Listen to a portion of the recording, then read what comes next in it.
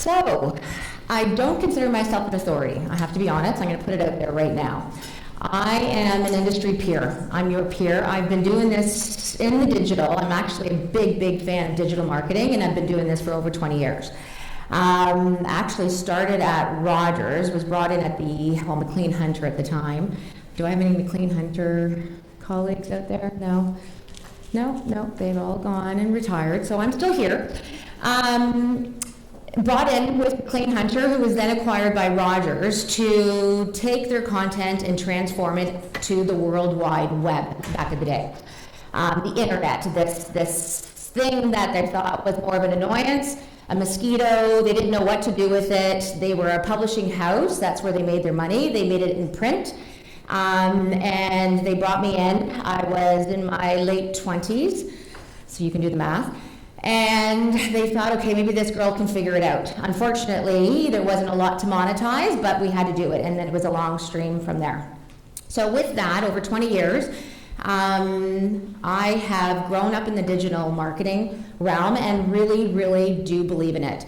This last panel, I loved the fact that they talked about strategy. I think strategy is the most important part. It is the pillar in which everything is built. I do find fundamentally is where some of it does get broken down, and then unfortunately, it isn't communicated across all channels or silos, and that's where the unfortunate part comes from.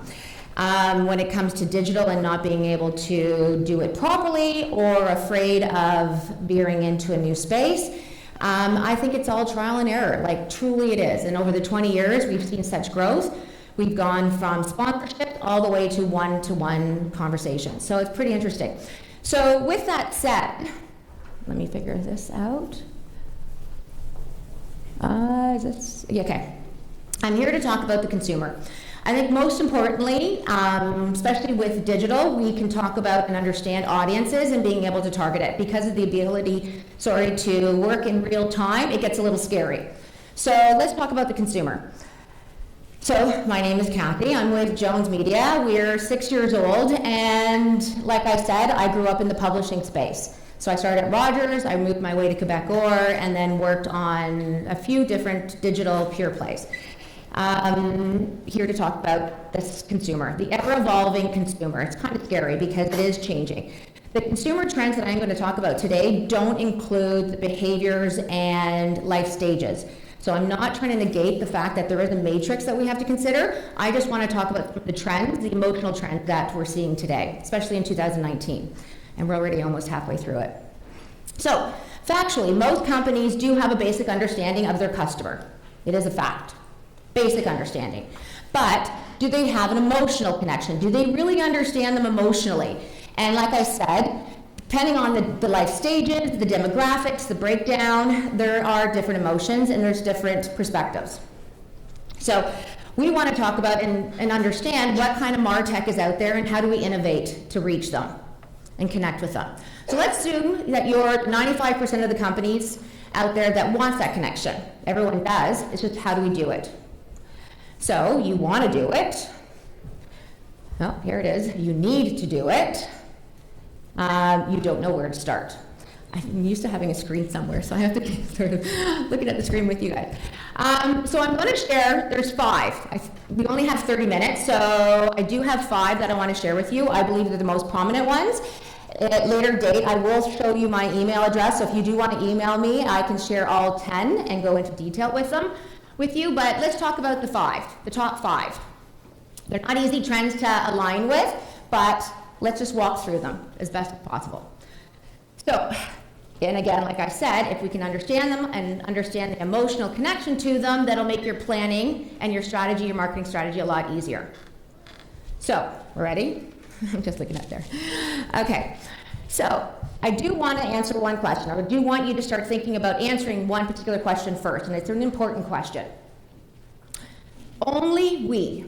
So if you think about that, what's your differentiator? What do you do differently than your competitor? What do you do differently than the top marketer out there? Can everyone answer that question? And okay, let's think about that. So it is a difficult question. I myself, even at Jones, as a B2B, still have to think about that. and trying to understand it. And it's sort of like the cobbler's son, and I'm being honest and transparent there. You do have to sit back and go, okay, so what is it that we do differently? And how do we then stand out? So it forces you to figure out, why are you distinctive? What do the customers love about you? And how do you fit into that marketplace? So, why do your customers keep coming back? Can everyone answer that question? What is the emotional connection that is tying you to that customer, your brand to that customer? Is it because they love you? Just a legacy love and emotion? Are they emotionally relating to you? Do they feel that you connect with them on a very intimate emotional level? Or do they have no other choice? You are the last gas station and you're out of gas. So let's dig into the 5 trends. And click, there it is. Trend number 1, it was like suspenseful. What is it? We are becoming wiser. So what does that mean? We, and I'm saying we as the consumer, we're all consumers in this room. Even though we're marketers, we're still consumers. So I think if we can put ourselves in that place, that'll help us understand better. So everyone's an expert. Sorry. So the power has switched. Basically, we've all, as a consumer, been able to go to stores and brands and our catalogs and our flyers and get information. And we relied on the stores to do so, or relied on the brand messaging to do so. Now it's changed. There's so much access to information that consumers can research anything and everything. And I don't know about you, but I have a mother who Googles everything. It's impossible to have a conversation with her because she's like, but wait, and she Googles it. Okay? She's become an expert in her own mind. She doesn't need anybody else. She feels that she has access to the information. And she doesn't even wait. It's really hard to have a conversation, actually. But, well, now, and what's happening now is brands have to entice those shoppers. So they're dropping prices, they're creating glitter type offers, etc., because they need to find other ways than knowledge to attract that consumer. The customer is always right has never been truer. So, like I said, you've got a consumer who's always in real time using their mobile device, checking store prices, checking competitive prices, checking comparative products, all in real time. It makes it a lot harder to use sales persuasion when you're on the sales floor talking to that consumer. Social media has given new meaning to word of mouth. As we know, social media now has created a channel that has allowed friends, peers, family to exchange reviews, give recommendations, give really bad reviews, give discount codes, etc. So you've got now this exchange on social media that has changed the ability to do one-to-one in real person. Now it's to all. It's to the entire community. Every time they have a bad experience, they're going to let everybody know. If they have a great experience, hopefully it's excelled, and they will let everybody know. Okay? So, what does this mean? Because everyone's an expert now, brands and retailers need to determine their story. What is your story?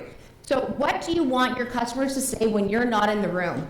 I think that's an important one. I actually just had a conversation with somebody, and they were saying how in the boardroom they do ask, so what is the story that you don't want anyone to know? What is that story?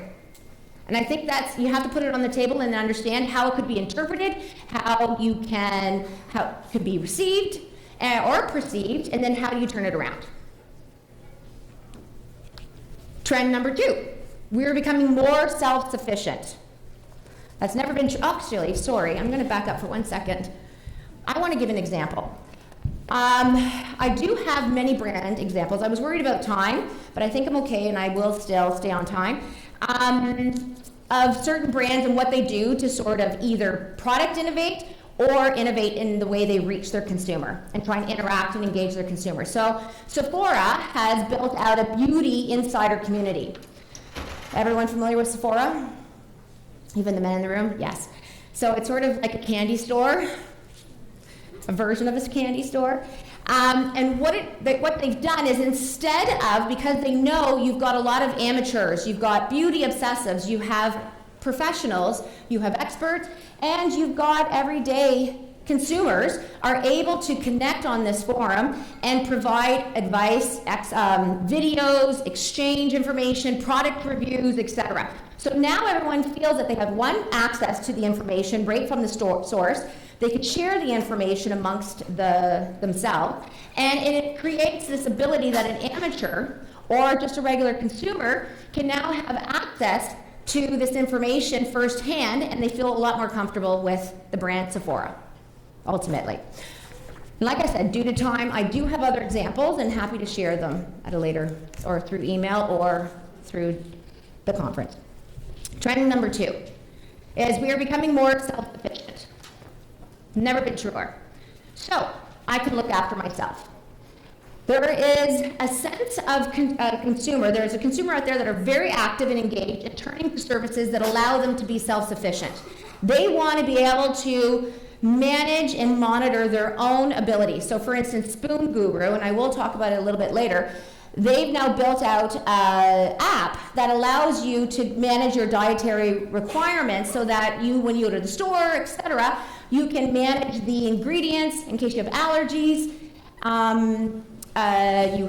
You're on a special nutritional diet, trying to manage your intake, and they allow you to do that. Another one is Fitness Pal. Everyone familiar with Fitness Pal, Under Armour? It's an app that allows people to manage their nutrition and their exercise, and it gives them advice. It actually does have a sharing tool to it, and people are migrating to it. What's the word? Yes, migrating to it.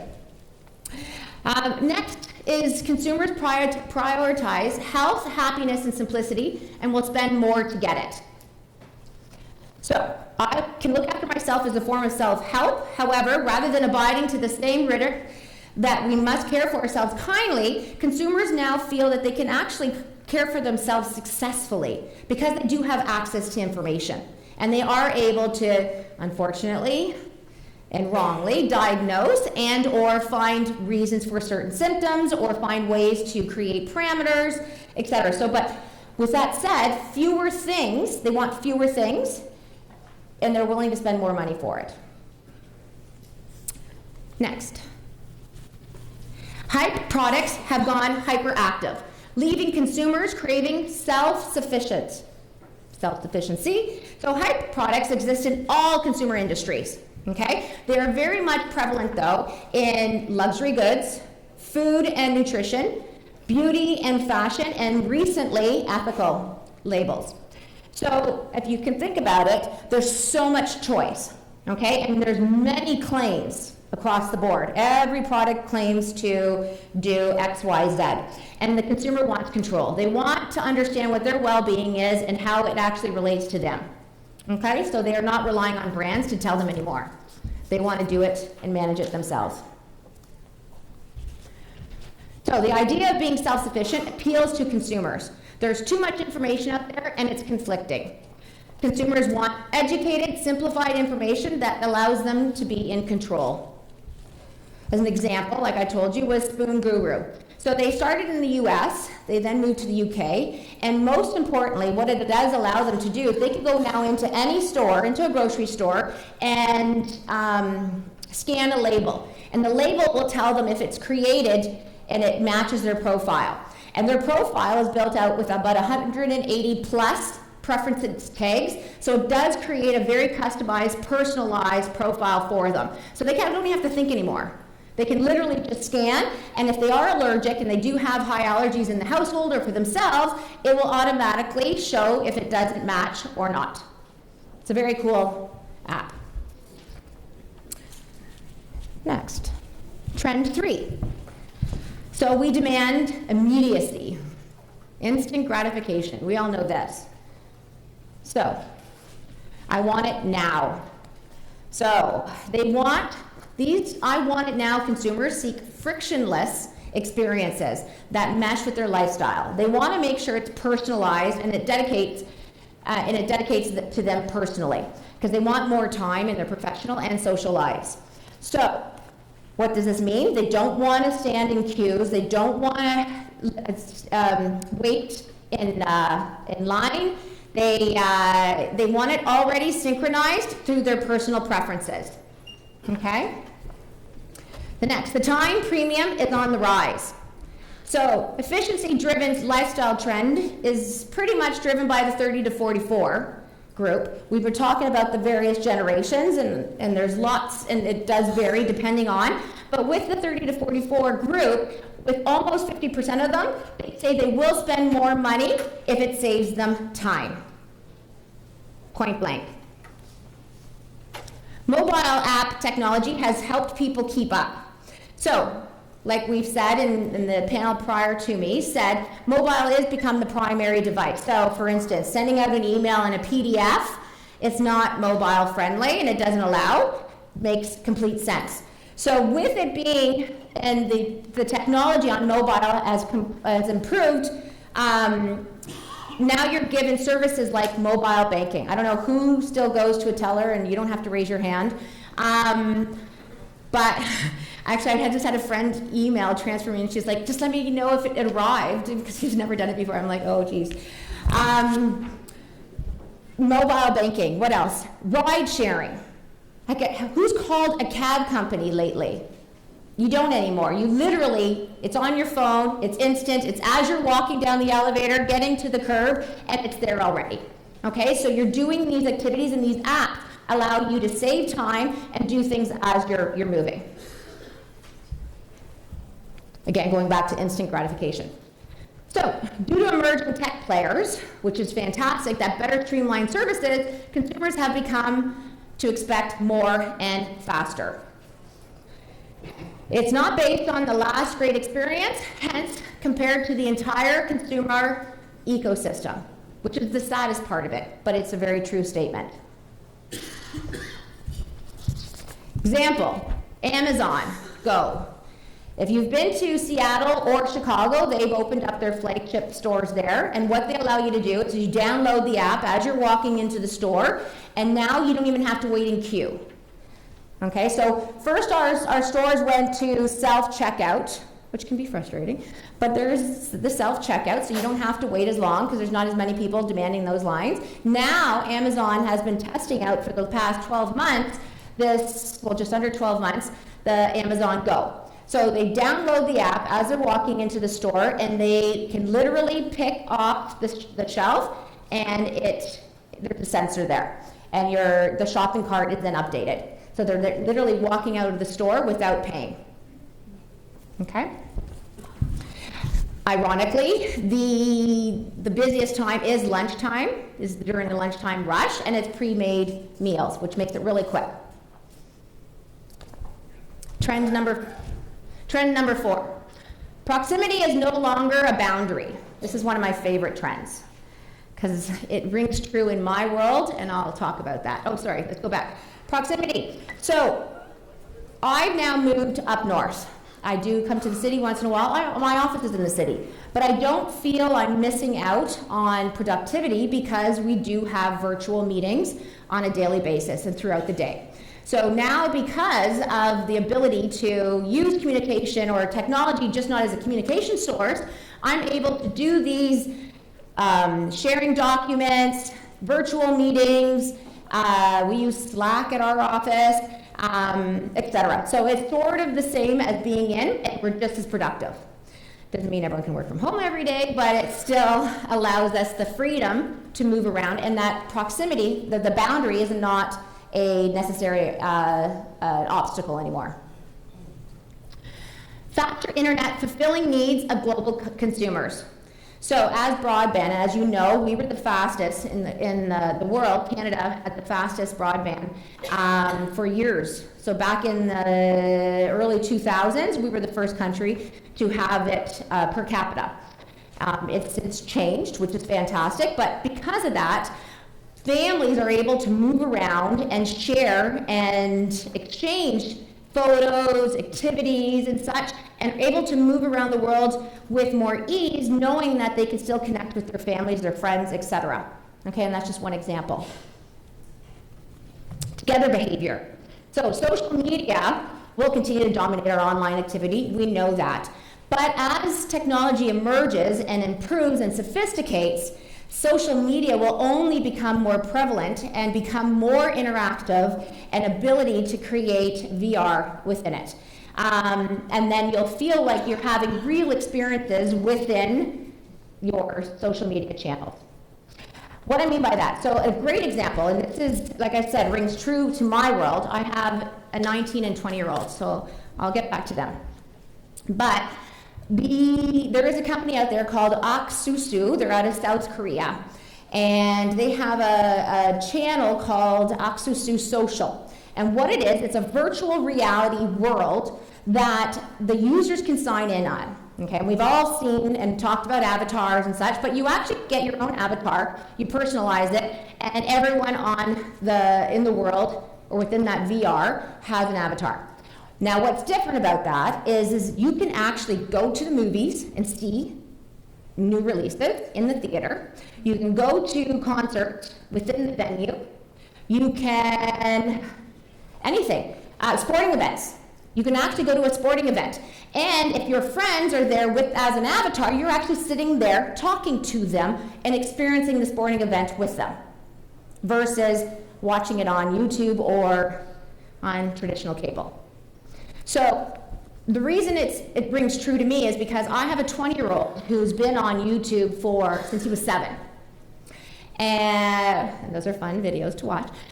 But with that said, he's now built an incredible network worldwide that he feels are really good friends. He can go anywhere in the world, which he's done. He's gone to Taiwan, he goes to Australia, he goes everywhere, and he always has somewhere to stay. And these are virtual, friends that he's met in the virtual world. Okay? True relationships that he can call on. I have a whole group coming next month from Australia to come and spend time with us. Like, it's incredible, and he feels more closer to them than he would in physical world. Now, that's another story, and we can talk about that at break, but it is incredible that you can get that close to another human being through a virtual world. Okay, and it's only going to get more intense.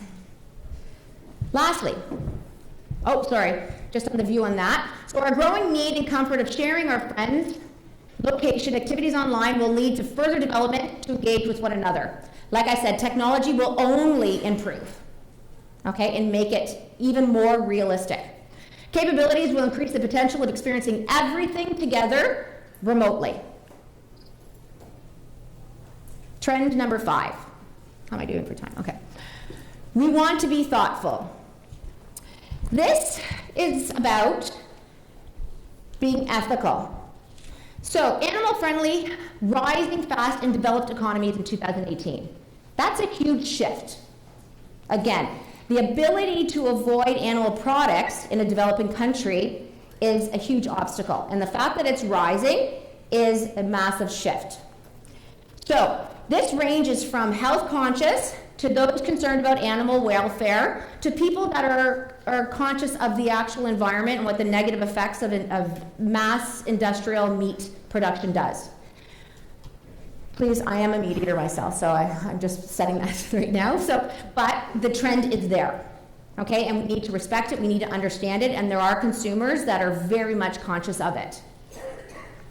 Being mindful in your buying. So, I call it the conscious consumer. And this conscious consumer is a mindful consumer who's seeking positive changes. Whether it's going vegan or not, it is definitely a shift. And you're seeing it change.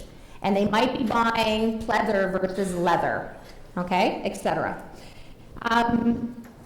Like I said, this is about going ethical, and it is becoming mainstream. Ultimately, consumers are increasingly more concerned about where their products are coming from. They want transparency, and they want responsible brands. They're looking for the transparency across, and it goes across all industries. And it's not just what you would see the ethically positioned niche players in the past. It's now become across all conventional. companies, and they're looking for ways to create a higher welfare standard across the board. So the quest for improved transparency and purpose is forcing brands to cater to the ingredient-savvy consumer. The conscious consumer is here to stay, and they're influential and spreading to others. I don't know if you have friends that like to show you videos. Anybody? I try to avoid the videos, but they're there. So, an example, L'Oreal France. I have quite a few examples, including KFC, which I thought was an interesting one. But I thought I would talk about L'Oreal France specifically, because what they've done is they've launched an ethical code, and which I thought was really cool. So it talks about integrity, courage, transparency, and respect. So the code is across the board. They believe in it, and it's a values now set and how they approach product innovation and consumer communication. And now they've launched in 2018 a professional hair dye line that has only vegan and 100% plant-based ingredients. So if I'm not in the industry, but if you can only imagine, that would make it very hard to set tones of hair.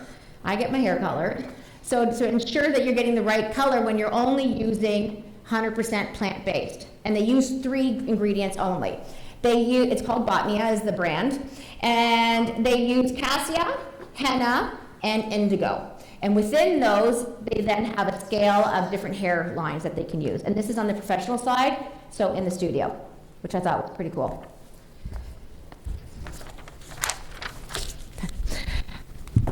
So these trends seem to be basic, pretty basic. I think we can all relate to them in some way or another, whether it's through a family friend, yourself, your community, your colleagues.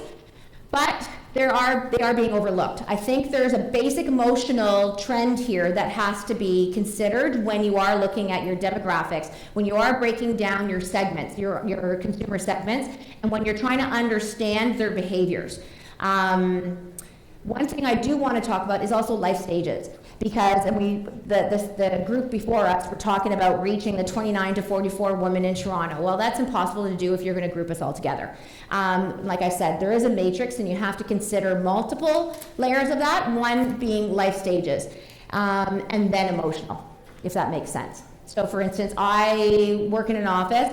I'm in my late 40s. I work with another late 40s lady, and she just had her newborn last year, and I'm an empty nester, basically. So a marketer can't speak to this the same, and then you've got your emotional layer. So you do have to consider multiple variables, as we all know. So question, what are your competitors doing?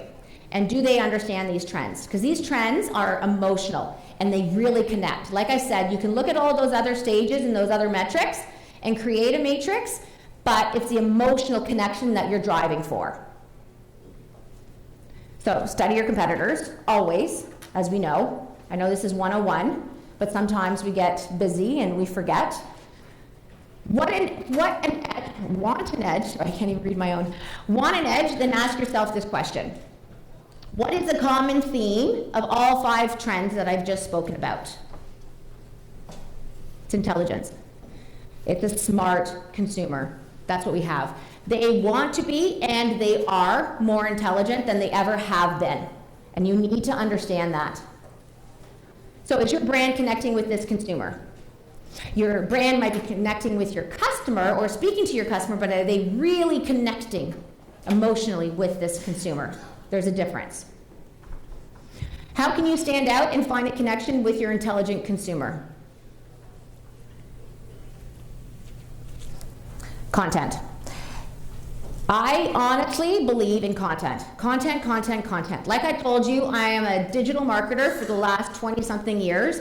And in all of my experience, in all of the digital tactics that I've seen out there, content is something that can resonate. It can also falter if it's not done properly, but it can resonate as long as you understand the consumer or you understand that customer.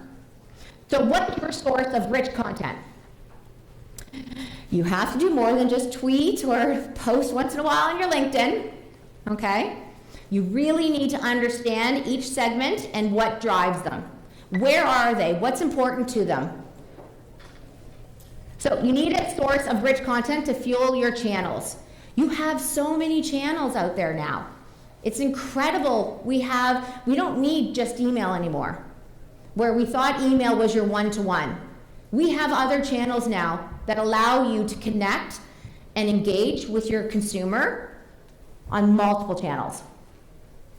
So something that provides value, that's very important. Something that resonates, something that connects, and like I said, it's something that emotionally drives them. So whatever you choose, there's 3 things that I want you to consider. Make it in depth. Don't make it superficial. You can create what we call bite-sized pieces of that content and distribute it depending on what channel, because not all content can go on all channels because it won't work. They won't engage. It's not the right time, right channel, platform, etc.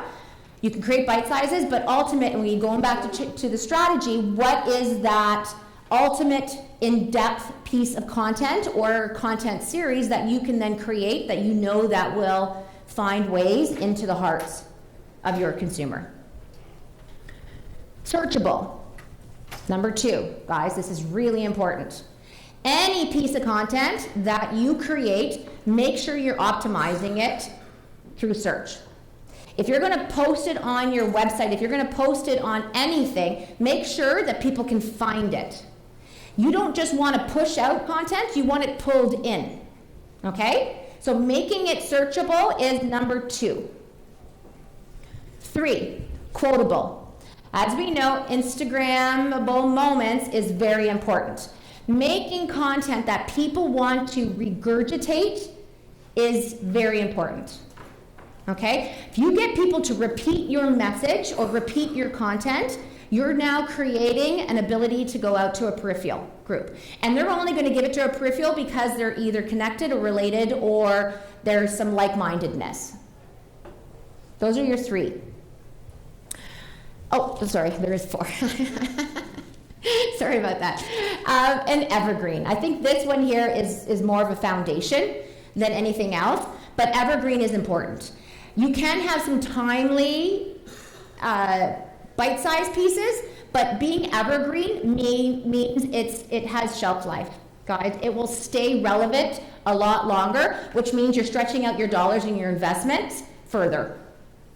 Okay? So going back to that original question, only we. Can you answer that? So if not, let's start to examine and let's set some expectations.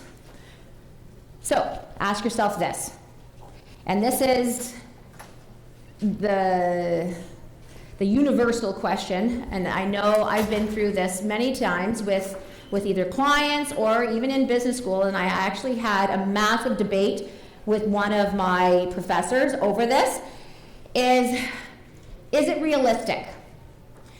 We need to do it in steps, because if you try to create this massive strategy and you can't execute it, it will only fail, okay? And it's counterproductive. So, is it achievable? And find ways to do it in smaller steps so that you can measure it. And it's not measured just in your department or your team or your division or your particular nameplate or brand. You want it measurable across. And then, is it focused? I think that's a big one as well.